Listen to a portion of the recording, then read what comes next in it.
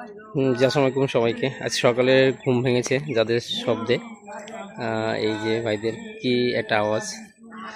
আল্লাহর নাম আছে সবসময় তাদের মুখে দেখা যাচ্ছে। আর বড় বড় গাছ টেনে তুলতেছে, এইটা শুনি সকালে ঘুম ভাঙলো।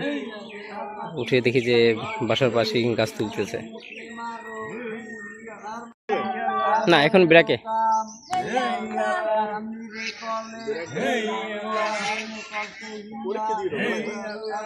হ্যাঁ,